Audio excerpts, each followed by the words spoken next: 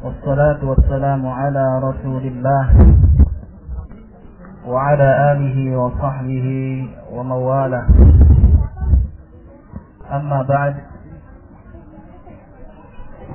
Para bapak, ibu, hadirin sekalian,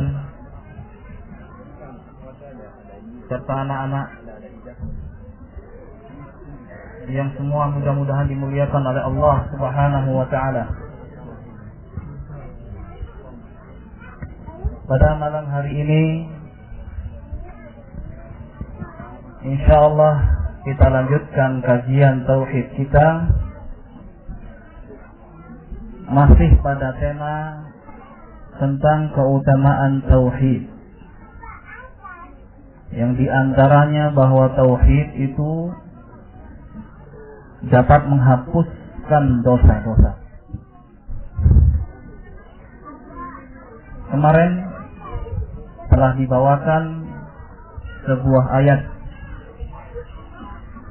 di mana Allah Subhanahu wa ta'ala berfirman, alladzina amanu wa lam yalbisu imanahum bidzulm ulaika lahumul amnu wa hum muhtadun.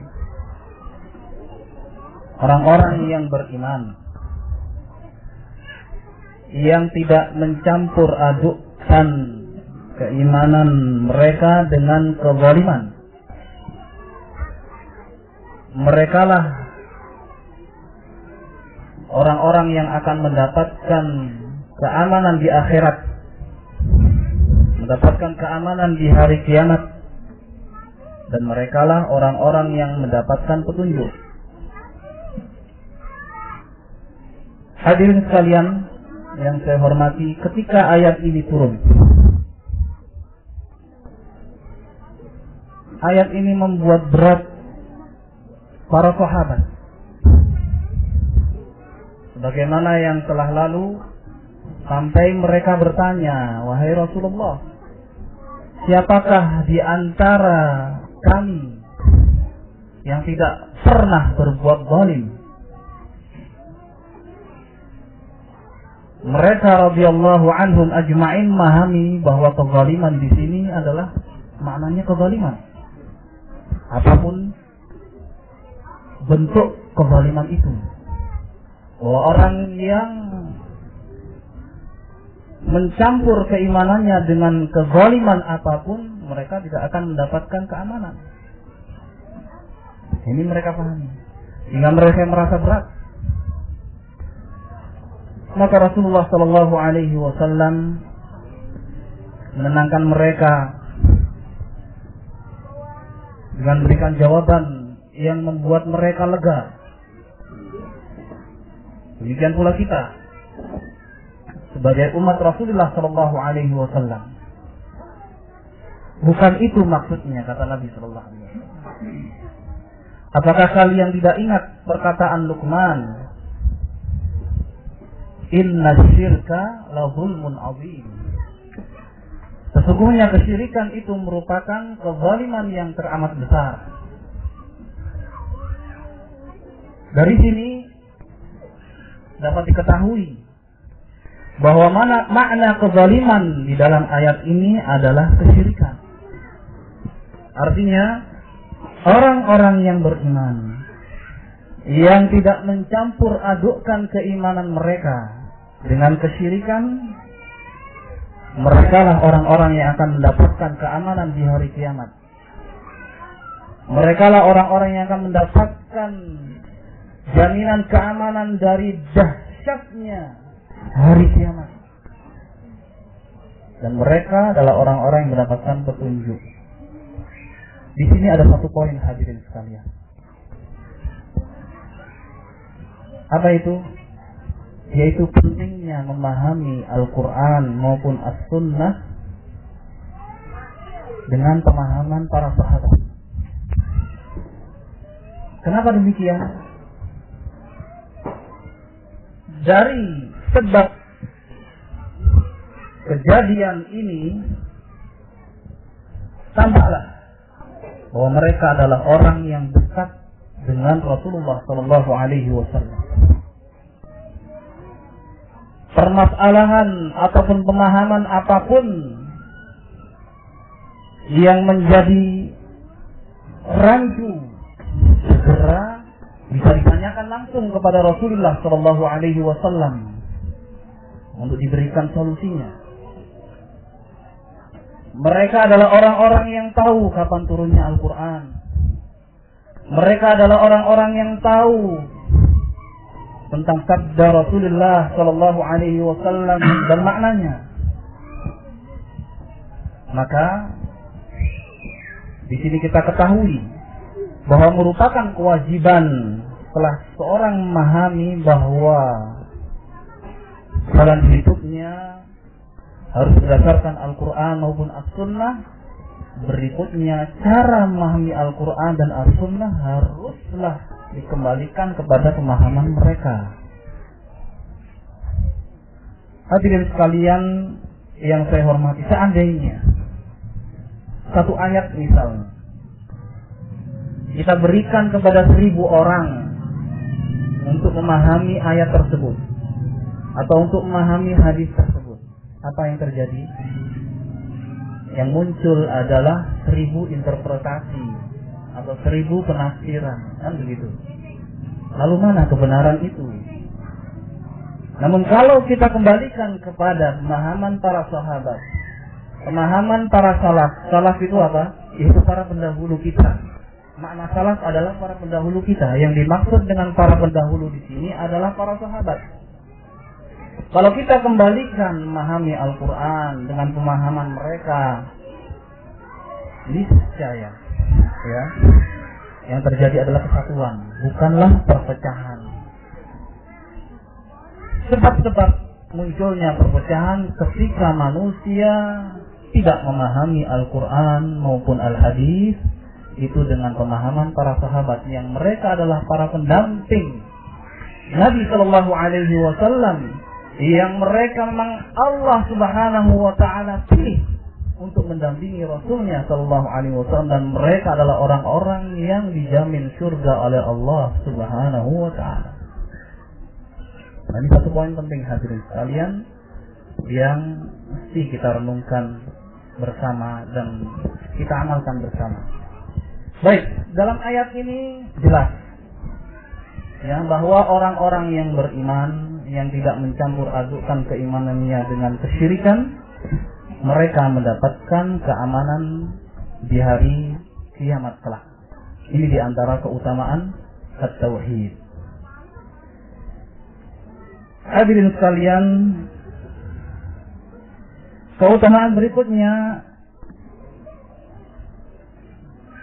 tersebut di dalam sebuah hadis yang diriwayatkan oleh Al-Imam At-Tirmidzi dan beliau menghasankannya dari Anas ibn Malik, semoga Allah meridainya. Dia berkata, saya pernah mendengar Rasulullah Shallallahu Alaihi Wasallam bersabda, qala Allah Ta'ala, bahwa Allah Subhanahu Wa Ta'ala berfirman. Ini yang disebut dengan hadis apa? Hadis kudusi. Ya, hadis kudusi. Allah Subhanahu Wa Ta'ala berfirman, ya bani Adam, wahai anak Adam, innaka law ataitani biqurabil ardi khataya thumma laqitani la tusyriku bi syai'a la ataituka biqurabiha maghfirah.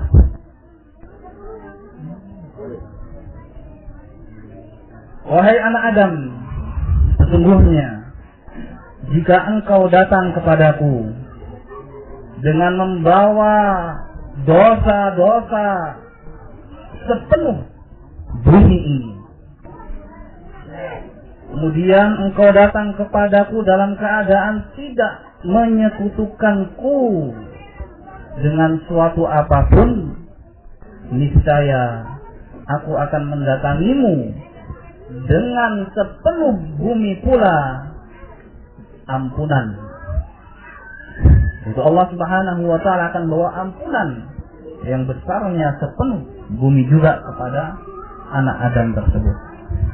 Sangat jelas hadis ini menunjukkan tentang keutamaan at-tauhid bahwa orang yang bertauhid, ya, tidak menyekutukan Allah Subhanahu wa taala dengan suatu apapun, dia serahkan ibadahnya hanya kepada Allah semata, walaupun dia melakukan perbuatan dosa, maka tauhidnya itulah yang akan menghapuskan dosa-dosa yang pernah dia lakukan. Hadirin sekalian yang saya hormati, dengan demikian selesai sudah pembahasan kita tentang keutamaan at-tauhid. Di antaranya bahwa tauhid itu dapat menghapuskan dosa-dosa. Berikutnya penting untuk saya ingatkan di sini tentang satu amal kebajikan yang dilakukan di bulan Ramadan.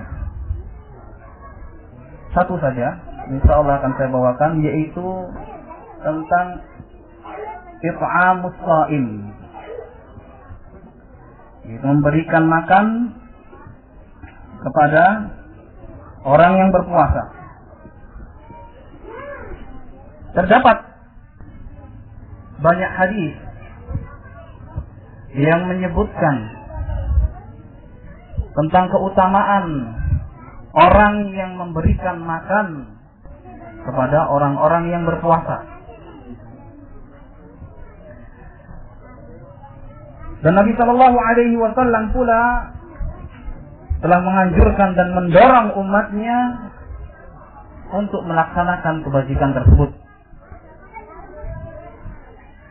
Di antaranya adalah sabda beliau Shallallahu Alaihi Wasallam, "Man fattara sha'iman kana lahu mithlu ajrihi, ghaira annahu la yunqisu min ajri shaimi syai'a." Nabi Shallallahu Alaihi Wasallam bersabda, barang siapa yang memberikan makan, ya, yaitu berbuka kepada orang yang berpuasa, maka dia akan mendapatkan pahala seperti pahala orang yang berpuasa, ya, tanpa harus mengurangi pahala orang yang berpuasa tersebut sedikit pun. Subhanallah, ini sangat luar biasa.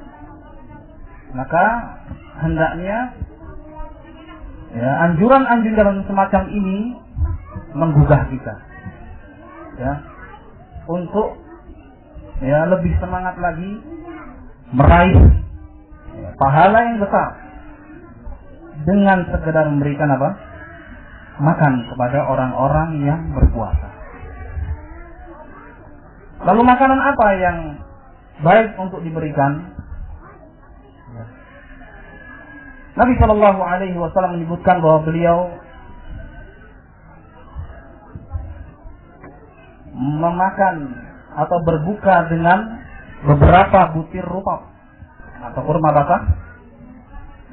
Kalau beliau tidak mendapatkan kurma basah, maka beliau berbuka dengan kurma kering. Kalau tidak ada, maka dengan air atau dengan yang manis-manis. Namanya menjamu, hadirin sekalian, kadang disesuaikan dengan keadaan orang yang menjamu, orang yang berikan makan. Kalau dia memiliki keluasan, maka dia jamu dengan jamuan yang luar biasa. Kalau dia sempit, maka dia menjamu sesuai dengan keadaannya. Dan tentunya, ya, masing-masing akan mendapatkan pahala sesuai dengan apa yang dicurahkannya. Tentunya disertai dengan keikhlasan. Ini yang paling penting. Nah, yang dimaksud dengan it'amus shaim, berikan makan kepada orang yang berbuka kapan itu, yaitu saat pertama kali, ya, seseorang itu berbuka. Nah, saat itulah disebut dengan it'amus shaim. Paham ya? Maka di sini perlu saya berikan catatan, ya, atau mungkin pencerahan baik kepada hadirin sekalian dan juga pengurus masjid, mumpung masih 1-2 hari kita menjalani puasa ini, bahwa pemisahan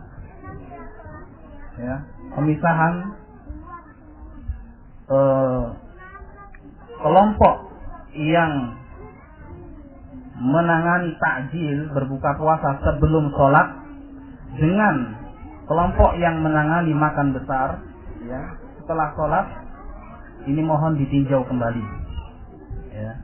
Jangan sampai orang yang, ya, memberikan sumbangan makan besar setelah sholat itu tidak mendapatkan keutamaan, ya, yang besar, yaitu it'amus shaim.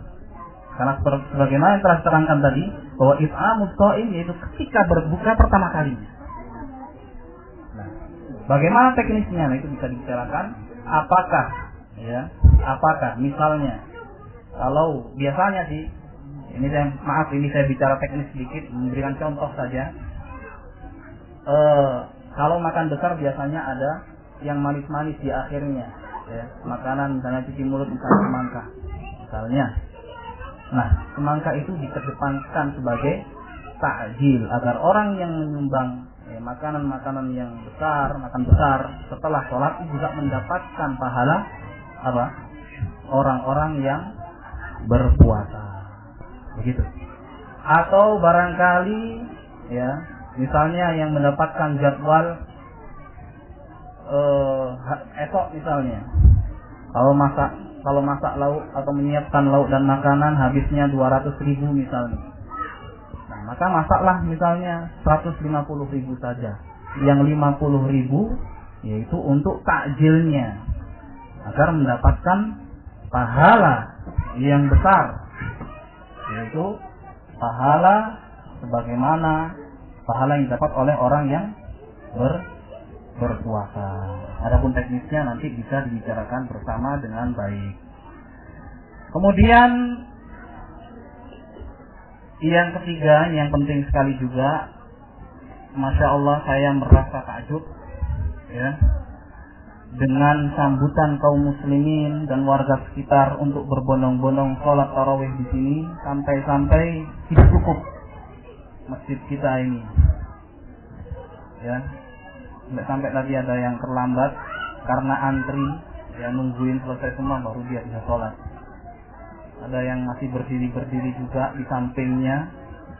Nah, barangkali ini saya tawarkan juga mumpung Ramadan, yang memiliki keluasan, nah, bisalah ikut berpartisipasi dalam meluaskan, ya, tempat walaupun sementara, apakah dengan tenda dan sebagainya. Marilah kita berbondong-bondong, ya, untuk meraih kebaikan yang besar di bulan yang penuh berkah ini, di bulan yang penuh ampunan ini.